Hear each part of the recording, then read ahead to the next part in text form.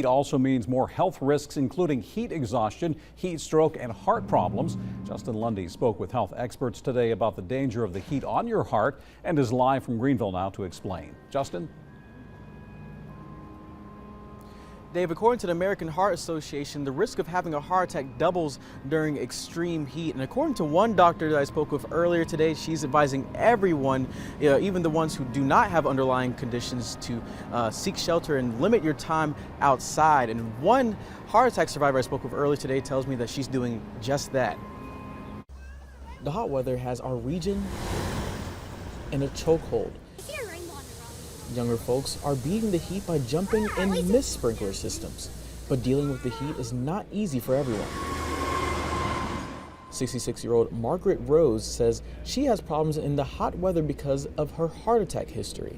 But I have a pacemaker to regulate my heartbeat because it would go from 39 to 50, 40, 39. And the scorching heat is making her daily activities a challenge. My apartment will get up to 80 degrees inside, and I cannot go above 75 without struggling. According to the American Heart Association, the combination of soaring heat and smothering particulate pollution may double the risk of heart attack death. Researchers say older women are the most vulnerable. They also say that up to 2.8% of heart attack deaths may be attributed to heat.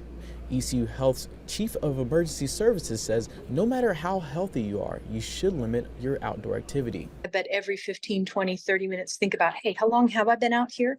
Have I had something to drink? How much longer do I need to be out here? And really monitoring that time of exposure. And what are the signs to look for? They oddly enough stop sweating. It's a really serious sign when you see young people who are sweating and then they're not sweating anymore and they ought to be. That can be a sign that we're really heading into that serious side of the spectrum of heat illness. Dr. Patterson says that other signs of heat stroke that could ultimately lead to a heart attack is confusion and not speaking normally. And the best thing you can do for someone who's experiencing these symptoms are taking them to shelter or shade, and of course calling 911. But I'll have the full story coming up at 6. But for now, reporting, well, actually not the full story, but for now, reporting live in Greenville, Justin Lundy, WITN News. Dave? All right, thanks, Justin. Dr. Patterson also recommends that people with underlying health conditions wear sunglasses, hats, and loose clothing. Now, unfortunately,